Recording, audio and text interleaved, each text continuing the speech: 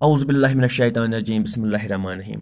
بچوں، آج 12 مئی 2020 ہے، تو آج ہم کلاس 7 کی سیوکس کا چیپٹر نمبر 4 پڑھنے والے ہیں، اور چیپٹر کا نام ہے growing up as boys and girls.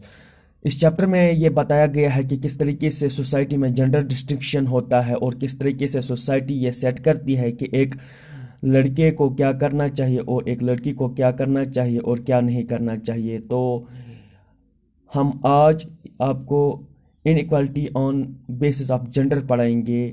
دیکھیے، یہ آپ کے لیے ایک میجر آئیڈینٹی ہے کہ آپ ایک لڑکا ہو یا ایک لڑکی، کیونکہ جو سوسائٹی ہے وہ ہم کو سکھاتی ہے کہ کس طریقے کا بیہیویئر ایکسیپٹیبل ہے ایک لڑکی کے لیے اور ایک لڑکے کے لیے، اور کیا لڑکے اور لڑکیاں کر سکتی ہیں اور کیا نہیں۔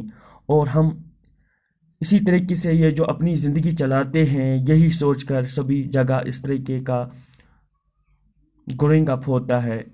لیکن کیا تمام سوسائٹیز لڑکوں اور لڑکیوں کو ایک ہی طریقے سے دیکھتے ہیں؟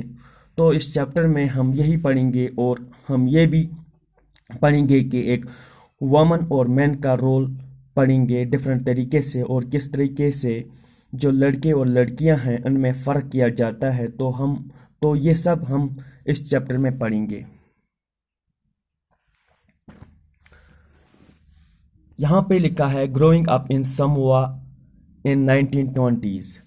سموا آئلینڈ جو ہے وہ southern part of Pacific ocean میں پڑتا ہے، اور 1920s میں جو ریسرچ تیار کی گئی یہاں پر اس سوسائٹی پر، اس میں بتایا گیا ہے کہ جو یہ سموا آئلینڈز میں رہنے والے بچے ہیں، یہ سکول نہیں جاتے ہیں، لیکن یہ کافی ساری چیزیں جانتے ہیں کہ کیسے بچوں کا خیال رکھا جاتا ہے۔ یہ گھر کا کام کرتے تھے، یہ سب کام یہ اپنے بڑے بھائی بہن یا اپنے ماں اور باپ سے سیکھتے ہیں، یا ادر ایڈلٹ سے سیکھتے ہیں۔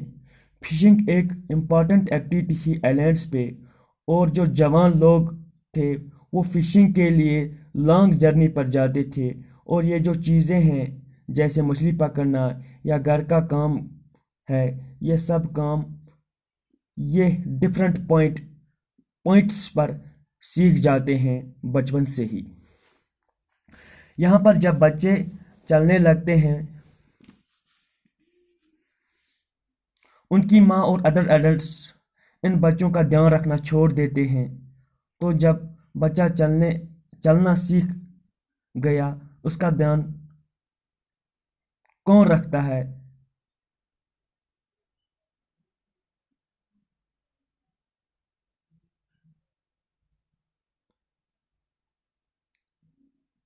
اس کا دھیان کون رکھتا ہے؟ اس کا دھیان رکھتا ہے اس کے بڑے بھائی یا بڑی بہن رکھتی ہے۔ جب بچہ 5 سال کا ہو جاتا ہے تو وہ اپنی رسپانسبلٹی بھی خود لیتا ہے، ساتھ ساتھ اپنے چھوٹے بھائی بہنوں کا دھیان بھی خود رکھتا ہے۔ یہاں پر لڑکا ہو یا لڑکی ہو، دونوں ہی اپنے چھوٹے بھائی بہنوں کا خیال رکھتے ہیں۔ جب یہاں کا لڑکا 9 سال کا ہو جاتا ہے تو وہ بڑے لڑکوں کے ساتھ باہر کے کام جیسے مچھلی پکڑنا اور کوکونٹ کو پلانٹ کرنا سیکھتا ہے، اور جو لڑکیاں ہیں وہ اپنے بھائی بہنوں کا خیال رکھتی ہیں۔ ایڈلٹس کے لیے وہ ساری کام کرتی ہیں، جیسے کہ اپنے بڑے بھائی بہن ہو گئے، یا جو 18 سال سے اوپر کے جو بچے ہیں گھر میں، یا ان کے پیرنٹس ہو گئے، کوئی بھی ہو گئے، ان کے لیے وہ سب کام کرتے ہیں گھر کا۔ اور جب تک وہ ٹین ایجر نہیں ہو جاتی تب تک وہ گھر میں ہی رہتی ہے، لیکن جب وہ ایک بار ٹین ایجر ہو جاتی ہیں تو وہ فریڈم میں آ جاتی ہیں، مطلب وہ باہر کا کام بھی کرنا لگ جاتی ہیں۔ 14 سال کی عمر کے بعد لڑکیاں فشنگ ٹرپس پر بھی جاتی ہیں، پلانٹیشن پر بھی کام کرتی ہیں، اور باسکٹ بنانا بھی سیکھ جاتی ہیں۔ کھانا پکانا، اسپیشل کوکنگ ہاؤسز میں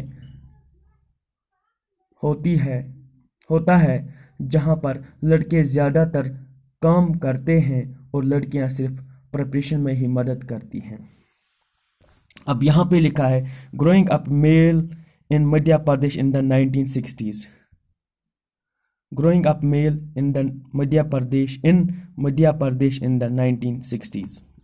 اب ہم مدھیہ پردیش کی بات کریں گے کہ وہاں پر کس طریقے کی گروئنگ اپ ہوتی ہے بچوں کی، میل ہو یا فیمیل ہو۔ اور 1960s کی یہ جو رپورٹ تیار کی گئی ہے، اس میں بتایا گیا ہے کہ چھٹی جماعت کے بعد لڑکے اور لڑکیاں الگ الگ اسکول میں جاتی ہیں، اور ساتھ ہی ساتھ لڑکیوں کے اسکول کا ڈیزائن بھی لڑکوں کے اسکول سے مختلف ہوتا ہے۔ جو لڑکیوں کا اسکول ہوتا ہے وہاں پر بیچ میں سے سینٹر ایریا میں کورٹ یارڈ ہوتا ہے، مطلب کھیلنے کا آنگن ہوتا ہے، جہاں پر وہ ٹوٹل سیکلوژن میں کھیلتی ہیں اور یہ جگہ ان کے لیے محفوظ ہوتی ہے۔ اگر لڑکوں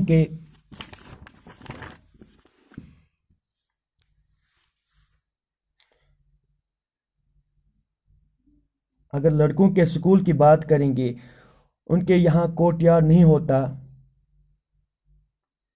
اور اگر کچھ ایسی چیز بھی ہوتی ہے وہ بالکل اوپن ہوتی ہے۔ پلے گراؤنڈ بہت بڑا ہوتا ہے جو کہ اسکول سے اٹیچ ہوتا ہے۔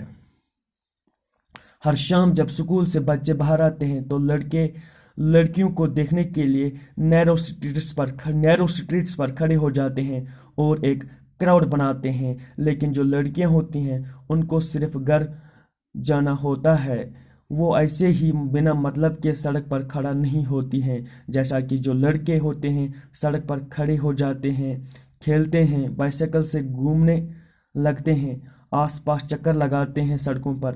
لڑکیوں کی اگر ہم بات کرتے ہیں، سٹریٹس ان کے لیے صرف گھر پہنچنے کا راستہ ہوتا ہے، اور لڑکیاں اکثر گروپس میں چلتی ہیں کیونکہ وہ ٹیزنگ سے ڈرتی ہیں اور ان کو یہ بھی خوف لگا رہتا ہے کہ ان پر کوئی اٹیک نہ ہو۔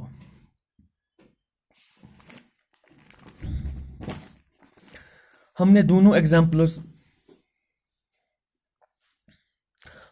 ایگزامپل سے یہ دیکھا ہے کہ کس طریقے سے ڈفرینٹ طریقے سے گروئنگ اپ ہوتی ہے بچوں کی، لڑکا ہو یا لڑکی ہو۔ لیکن اگر ہم اپنی بات کریں، اپنے خود کی ایکسپیرینس کی بات کریں، تو ہمیں ان ایکسپیرینس سے لگتا ہے کہ یہ جو بچے ہیں وہ ایک ہی طریقے سے گرو ہوتے ہیں، لیکن اگر ہم اپنے ایلڈر سے بات کریں گے ہم یہ پائیں گے کہ ان کا بچپن ہمارے بچپن سے کافی الگ تھا۔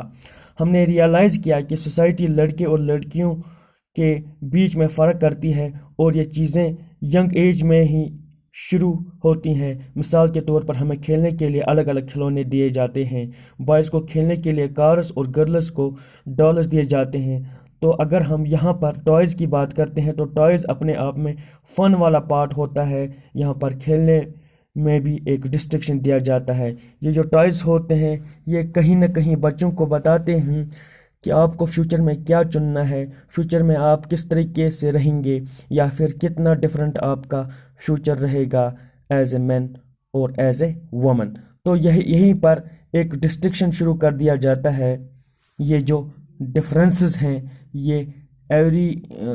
یہ اسمالسٹ اینڈ ایوری ڈے، مطلب چھوٹی چھوٹی چیزوں میں اور ایوری ڈے کی چیزیں کریٹ کرتی جاتی ہیں بچوں میں۔ اب یہاں